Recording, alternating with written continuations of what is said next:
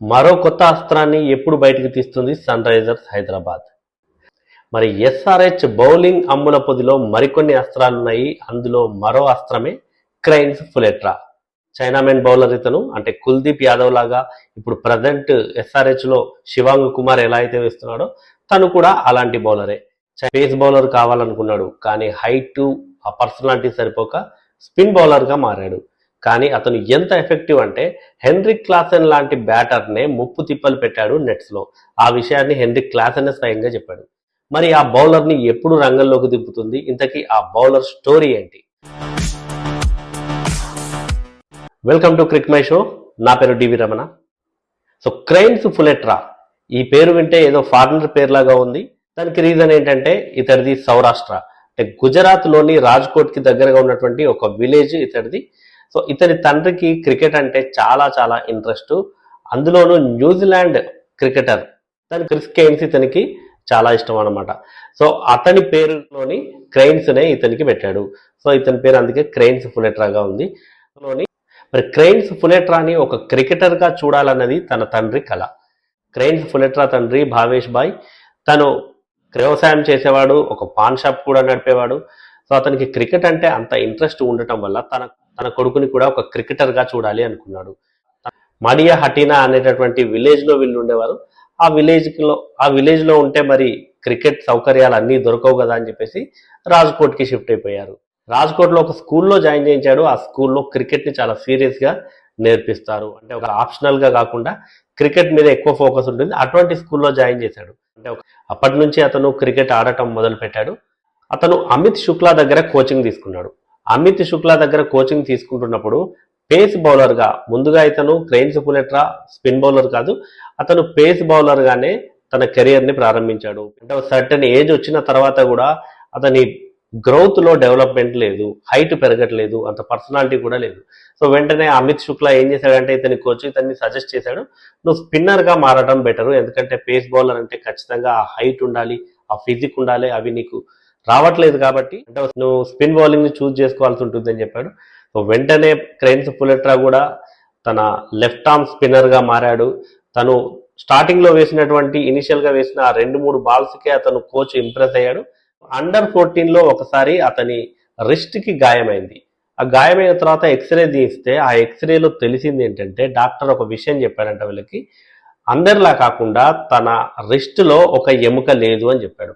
ఇది చాలా అరుదుగా చూస్తాము ఇటువంటిది, ఎముక లేకుండా ఉండటము రిస్ట్ లో, అందరికీ ఉండేలాగా కాకుండా ఒక ఎముక మిస్ అయింది అని చెప్పాడంట.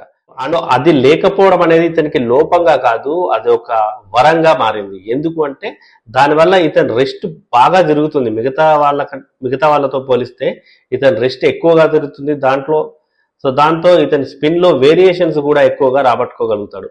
ఆ విషయాన్ని క్రైన్స్ ఫులెట్రా అనే సన్ రైజర్స్ కి ఇచ్చినటువంటి ఇంటర్వ్యూలో చెప్పాడు. అండర్ 16 లో ఆడాడు, అండర్ 19 లో ఆడాడు. నెక్స్ట్ లెవెల్ క్రికెట్ కి వెళ్ళడానికి చాలా టైం పట్టింది అతనికి. Especially under 23 district level tournament కి ఇతన్ని ఎంపిక చేసినప్పటికీ కూడా ఫస్ట్ సీజన్ లో ఆడించలేదు. ఇక తర్వాత రెండో సీజన్ లో అయినా అవకాశం వస్తుందా రాదా అని డౌట్ఫుల్ గానే ఉన్నాడు. కానీ ఆ సీజన్ లో అతనికి అవకాశం వచ్చింది. అప్పుడు తనను తాను ప్రూవ్ చేసుకున్నాడు. 7 వికెట్స్ తీశాడు తను ఆడిన తొలి మ్యాచ్ లోనే. సో దీంతో అతని కెరియరే మారిపోయిందంటే అతని కెరియర్ కు పునాది పడింది ఇక్కడే అని చెప్పొచ్చు. అండర్ 23 డిస్ట్రిక్ట్ లెవెల్ టోర్నీలో ఆ సీజన్ లో హైయెస్ట్ వికెట్ టేకర్ గా నిలిచాడు క్రైన్స్ ఫులెట్రా. ఆ తర్వాత అండర్ 23 స్టేట్ టీమ్ కి కూడా సెలెక్ట్ అయ్యాడు, అక్కడ కూడా బాగా పర్ఫామ్ చేశాడు. ఆ తర్వాత విజయ్ హజారే ట్రోఫీ నుంచి కూడా ఇతనికి పిలుపు వచ్చింది, అక్కడ కూడా ఆకట్టుకున్నాడు. ఎప్పుడైతే ఈ సయ్యద్ ముస్తాక్ అలీ టోర్నీ ఆడటానికంటే ముందు తనకు కొంత గ్యాప్ వచ్చింది, ఆ టైంలో సౌరాష్ట్రకి నెట్ బౌలర్ గా వెళ్ళాడు.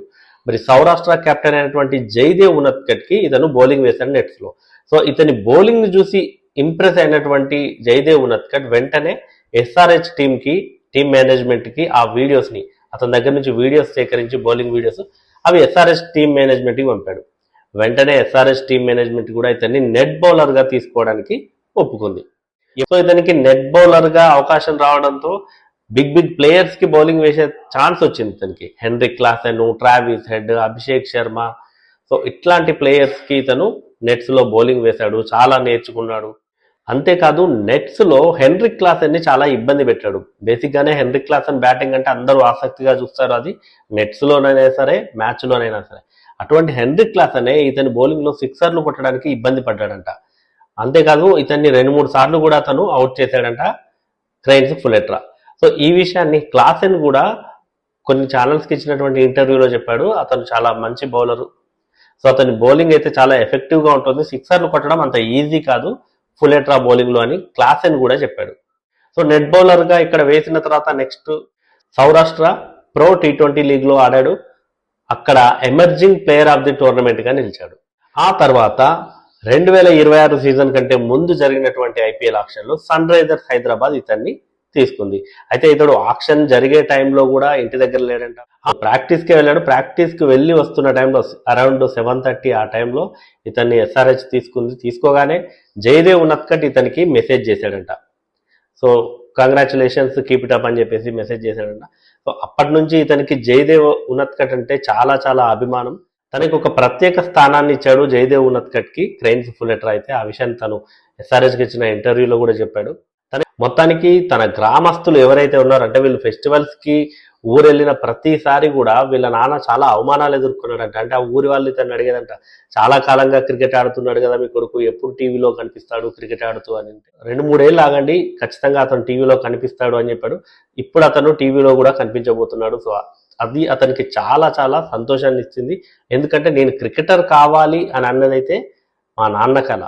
సో మొత్తానికి ఇప్పుడు ఎస్ఆర్హెచ్ స్క్వాడ్ లో ఉండి బౌలింగ్ వేయడము, ప్రాక్టీస్ మ్యాచ్లలో కూడా అద్భుతంగా బౌలింగ్ వేయడము, కెప్టెన్ ఇషాన్ కిషన్ తో ర్యాప్ మంచిగా పెంచుకోవడము, క్లాసెన్ దగ్గర కూడా కొన్ని టిప్స్ నేర్చుకోవడము, ఎలా వేయాలి బ్యాటర్స్ కి, కిషన్ నుంచి నేర్చుకోవడము. సో ఇట్లాంటివన్నీ నేర్చుకొని తన బౌలింగ్ అయితే చాలా ఇంప్రూవ్ అవుతుంది. మరి ఇటువంటి బౌలర్ ని సన్ రైజర్స్ హైదరాబాద్ ఎప్పుడు డెబ్యూ చేపిస్తుంది? సో అతని డెబ్యూ కోసం అయితే అందరూ ఈగర్ గా వెయిట్ చేస్తున్నారు. ఫులెట్రా గురించి తెలిసిన వాళ్ళందరూ కూడా, అతని బౌలింగ్ గురించి తెలిసిన వాళ్ళందరూ కూడా ఎగ్జైట్ గా ఉన్నారు తను ఎప్పుడు డెబ్యూ చేస్తాడని. మరి రాబోయే కొన్ని మ్యాచ్ల్లో డెఫినెట్ గా క్రైన్స్ ఫులెట్రాని అయితే బౌలింగ్ కి తీసుకోవాల్సినటువంటి అవసరం ఉంది సన్ రైజర్స్ హైదరాబాద్. ఇప్పటికే శివాంగ్ కుమార్ పర్ఫామ్ చేస్తున్నప్పటికీ కూడా ఇతడికి కూడా ఒక అవకాశం ఇస్తే డెఫినెట్ గా అది ఎస్ఆర్హెచ్ కి అయితే మంచి బూస్టప్ గా మారుతుంది. సో ఎందుకంటే బెంచ్ ను మొత్తం టెస్ట్ చేసినట్టు అవుతుంది. ఇంకా 2-3 పేస్ బౌలర్లు ఉన్నారు, ఓంకార్ తర్మలే కూడా ఉన్నాడు. మరి క్రైన్స్ ఫులెట్రాకి ఇప్పుడే అవకాశం ఇస్తే బాగుంటుందా? మీరేమనుకుంటున్నారో కమెంట్ చేయండి.